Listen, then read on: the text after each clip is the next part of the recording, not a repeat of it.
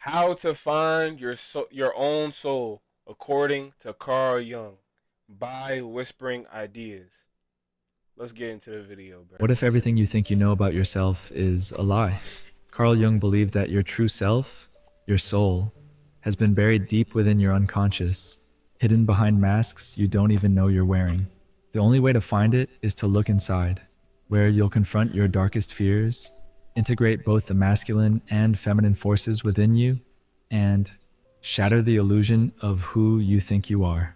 In this video, we're going to break down Jung's roadmap to uncovering the soul and show you how to reclaim the parts of yourself that you've abandoned along the way. So, what does it mean to become whole?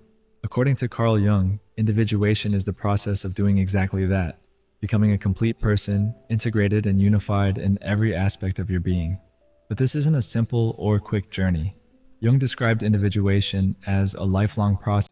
You know what's funny? Through understanding yourself as an individual, you start to understand the greater whole, or the greater part that you play in the collective consciousness. So through understanding your own consciousness, through diving deep and learning your own consciousness, you start to understand that you play a bigger role and you are actually part of a greater consciousness, which is actually fucking insane. But it all starts through diving into your own individual first, who you are at its core, your own consciousness. One that demands you confront parts of yourself you may not even know exist. Individuation is the process of becoming a whole person. Think of it as a journey toward uniting the many facets of your personality: your conscious mind, your unconscious desires, your rational thoughts, your emotional instincts, even your shadow, the parts of yourself you might not want to acknowledge. Jung believed that all of these parts must be integrated for you to achieve psychological wholeness. Jung once said, "The privilege of a lifetime is to become who you truly are." Individuation is exactly this: becoming the truest version of yourself, one that is not fragmented but complete. This process doesn't involve eliminating parts of who you are, but rather embracing them. It's about recognizing and reconciling the contradictions within you, your light and your shadow, your strengths and your weaknesses.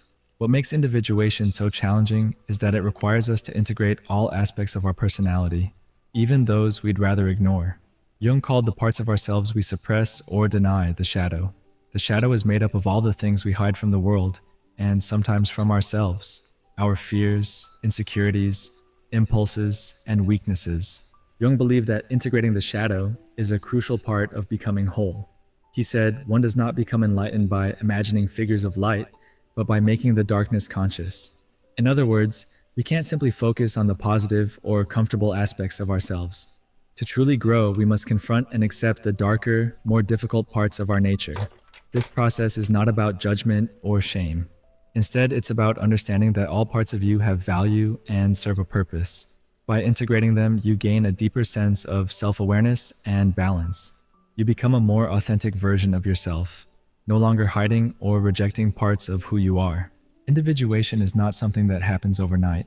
It's not a goal you can check off a list or a destination you reach at a specific point in life. Jung believed That's what people think shadow work is. Like, people swear up and down shadow work is just this, oh, it's just this cherry thing, and I'm gonna be able to do it overnight or in a week or so. No. Nigga, you're constantly doing shadow work. Constantly, consistently doing shadow work. That shit don't stop. that individuation is a lifelong journey. Each stage of life offers new opportunities for growth, new challenges to face, and new aspects of yourself to integrate. This ongoing process of individuation often begins with a crisis or turning point, moments when the old ways of living no longer seem to work. Jung believed that these moments, rather than being setbacks, are actually openings to deeper self-discovery. It's in these periods of uncertainty and discomfort that we are forced to confront parts of ourselves we've long ignored. Individuation is not about becoming perfect or reaching a final state of enlightenment. It's about becoming whole, embracing all aspects of your humanity, and continuing to grow and evolve throughout your life. Individuation begins with understanding the persona. In Jungian psychology, the persona is the mask we present to the outside world. It's the public face we show to others, our social roles, behaviors, and appearances. And this is not bad. I like when I was first realizing that the mask that you put on for other people is fake, I started to kind of reject it and demonize it. But it's not bad. Understand that any aspect of you is you, even if it's a performative aspect of you.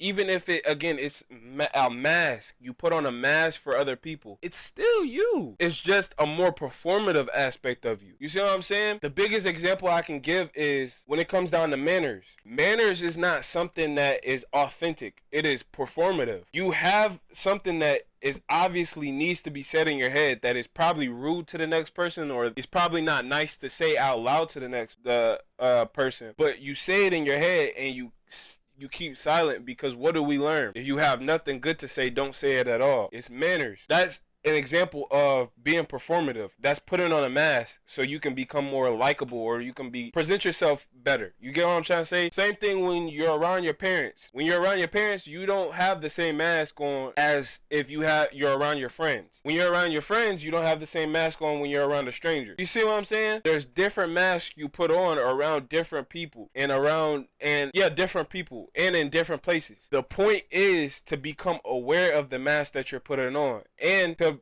try to integrate more authentic parts of yourself as much as possible. It's not saying that you're going to be perfect, or you know what I'm saying, but it's to try to integrate as much of your authentic self into the mask as possible. It's to be aware of the mask that you put on for other people, and to try to integrate your more authentic aspects of yourself into those masks. You see what I'm saying? While it's necessary for functioning in society, the persona can become problematic when it strays too far from our authentic self.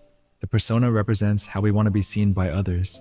It's the version of ourselves that fits into social expectations, our professional demeanor, how we behave around friends, or the way we present ourselves in different situations. Jung saw the persona as essential for navigating life, but he also warned that we must be careful not to confuse the persona with our true identity. As he wrote, "The persona is that which in reality one is not, but which oneself as well as others think one is." In other words, the persona is a social mask that may hide who we really are. We all adopt different personas depending on the setting, how we behave at work versus with friends, or how we act in public versus when we're alone. See? This is a natural part of interacting with society. However, problems arise when we over-identify with the persona, leading to a disconnection from our inner self. This happens when we suppress parts of ourselves that don't align with the mask we wear. We may hide our vulnerabilities, suppress our true emotions, or conform to social norms just to be accepted. The more we suppress, the more distant we become from our true identity. Jung warned that over-reliance on the persona can lead to a fractured sense of self. When we become too attached to the roles we play or the image we project, we lose touch with our inner world. This can create inner tension, as the persona becomes a barrier between our true self and the world. He emphasized, "The world will ask you who you are, and if you do not know, the world will tell you." The more we wear the mask, the harder it becomes to recognize what's underneath. To achieve individuation, we must acknowledge the persona for what it is, a useful mask, but not the core of who we are. The goal is not to eliminate the persona, but to recognize its limitations. We need it to function in society, but we must also learn to peel it away when necessary and reconnect with our authentic self. It's about finding a balance between the mask we wear for the world and the person we truly are underneath. Individuation also requires facing the shadow. Every person carries a shadow. It's the part of us that we often try to hide, suppress, or deny. According to Jung, the shadow is the dark side of our personality, the part that remains buried deep within our unconscious mind. To have some manners. While we may not always be aware of it, the shadow influences our behavior, decisions, and emotions in profound ways. At its core, the shadow represents everything we reject or ignore about ourselves. It's the unconscious mind, filled with thoughts, feelings, and traits that we don't want to face. These could be qualities that society deems unacceptable, such as anger, jealousy, or greed. Jung believed that because we don't consciously acknowledge these parts of ourselves, they live in the unconscious. But just because we repress these feelings doesn't mean they disappear. Instead, they influence us in subtle and sometimes destructive ways. As Jung said, everyone carries a shadow, and the less it is embodied in the individual's conscious life, the blacker and denser it is. In other words, the more we ignore our shadow, the more power it has over us. Acknowledging the shadow is the first step toward becoming more self-aware and, ultimately, more whole. The shadow is composed of all the thoughts and feelings we push aside, our insecurities, our flaws, our weaknesses, but it's not just negative traits that get repressed. Sometimes the shadow contains positive qualities that we've suppressed because they don't fit with how we want to be perceived. For example, a person who values being logical might suppress their creativity or emotions because they believe it doesn't align with their rational identity. Jung believed that these repressed thoughts and feelings don't just sit dormant in the unconscious. Instead, they surface in indirect ways, often through behaviors we don't fully understand.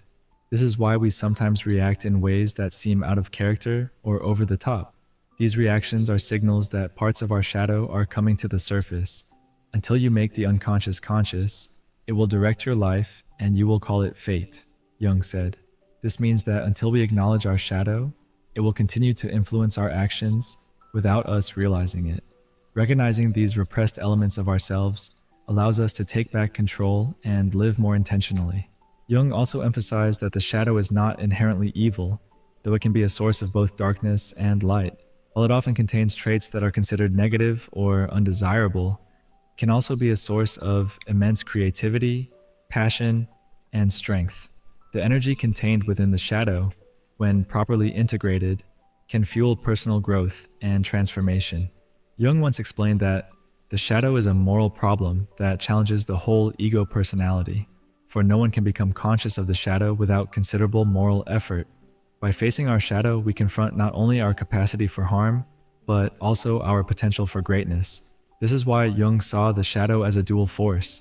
It can manifest in both destructive and constructive ways. When the shadow remains unacknowledged, it can lead to negative consequences, such as projecting our unresolved issues onto others. However, when we confront and integrate the shadow, it becomes a source of inner power and balance. Accepting our shadow means accepting the full spectrum of who we are, both the light and the dark. Jung further emphasized that to achieve wholeness, we must also embrace the anima and animus. Within each of us lies a reflection of the opposite gender, what Carl Jung called the anima and animus. These are powerful forces embedded in our psyche, representing the feminine side within men and the masculine side within women. According to Jung, these elements are essential for achieving psychological balance and wholeness, just as important as integrating the shadow. The anima represents the feminine aspect of a man's unconscious mind. It's more than just societal ideas of femininity.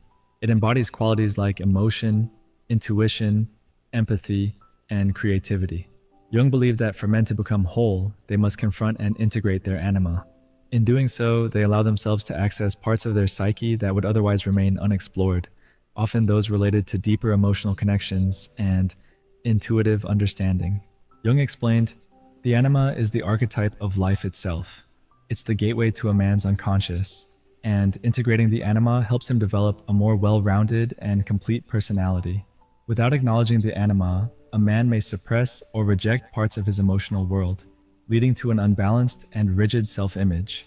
In women, the animus represents the masculine side of the unconscious. This archetype encompasses qualities like logic, assertiveness, strength, and rationality. While these traits may appear outwardly masculine, Jung argued that for a woman to become psychologically whole, she must integrate her animus and access these inner strengths. Jung said, "The animus is the deposit, as it were, of all woman's ancestral experiences of man. And not only that, he is also a creative source. Just as the anima connects men to the deeper emotional layers of their psyche, the animus connects women to a wellspring of rationality and inner power. Integrating the animus doesn't mean becoming cold or overly rational. Instead, it offers women a sense of inner strength and confidence that balances their emotional and intuitive nature. When these masculine traits are embraced rather than repressed, they provide a foundation for self-expression and action in the world." Jung believed that the anima and animus are not just opposites to be balanced, but rather complementary forces within the human psyche. He emphasized that both are essential for wholeness. To become truly complete, a person must embrace both the masculine and feminine aspects within themselves, regardless of gender.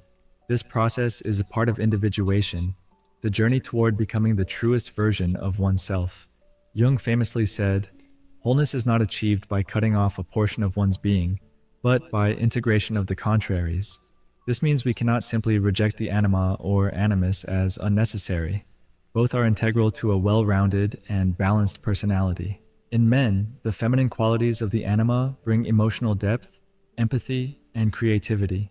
In women, the animus offers rationality, inner strength, and assertiveness. Together, they guide us toward a more complete understanding of ourselves and our place in the world. When the anima and animus are integrated, they help us transcend rigid gender roles and cultural expectations, allowing us to tap into the full spectrum of human potential. It's about bringing harmony between the masculine and feminine, balancing the rational and emotional, and embracing all the qualities that make us human. When we integrate the shadow, persona, the anima, and animus, we move closer to the ultimate goal of individuation, the self, the complete, authentic harmony of all aspects of who we are. At the core of Carl Jung's theory of individuation lies the self, the true, authentic self that encompasses the entirety of who we are. It represents the final stage of personal development, where all the different aspects of our personality come together in harmony. This is not just about becoming a better version of ourselves, but about becoming the most complete, whole version. Jung saw the self as the ultimate goal of individuation, the process of psychological integration. The self, in Jungian terms, is not simply who we are in the present moment. It is the totality of our being, including the conscious and unconscious aspects of our mind. It is our deepest, most authentic self, the part of us that remains after we've peeled away the layers of societal expectations, ego defenses, and superficial identities. As Jung put it, the self is not only the center, but also the whole circumference which embraces both conscious and unconscious.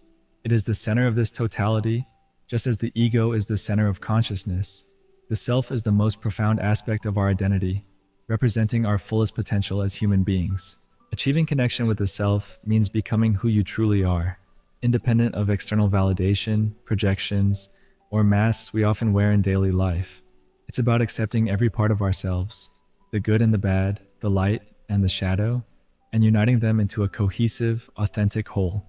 The self is more than just a static identity. It is the dynamic intersection of all the various aspects of who we are. This includes not only the conscious aspects of our personality, our values, beliefs, and behaviors, but also the unconscious parts like the shadow, the anima or animus, and other archetypal energies. Jung described this process as one where the different parts of the personality become harmonized. Individuation, the journey toward the self, requires us to confront and integrate these various parts, even the ones we may initially resist or fear. It's through this process of integration that we become whole. The self acts as the organizing principle that brings unity to the diversity of our psyche. Instead of seeing ourselves as fragmented or conflicted, individuation allows us to recognize that every part of us, our rational mind, emotions, unconscious desires, and even our darker impulses, can coexist in balance. It's the acceptance of these contradictions and the ability to reconcile them that leads to a fuller, more authentic life. The self represents the state of being fully realized. To achieve this state, we must embrace the totality of our existence, including the parts of ourselves we'd rather avoid. This is not about perfection, but about completion, about becoming the most integrated and authentic version of ourselves. Jung believed that this process of self-realization is not just psychological, but also spiritual, as it involves connecting to something greater than our individual ego. Jung wrote, "Individuation is the process by which a person becomes a psychological individual, that is, a separate, indivisible unity or whole. This wholeness is the ultimate goal of individuation. It's the point where we transcend the narrow confines of the ego and experience the unity of all parts of ourselves, bringing us closer to our true essence. While achieving the self is a lifelong journey, every step we take toward it brings us closer to true fulfillment." Jung viewed this state as a kind of psychological enlightenment, where we are no longer ruled by unconscious forces, but instead live in harmony with all aspects of our being. It's a state where we no longer seek external validation because we have found our inner center, the self. Mm. To me, there's a Damn, chill.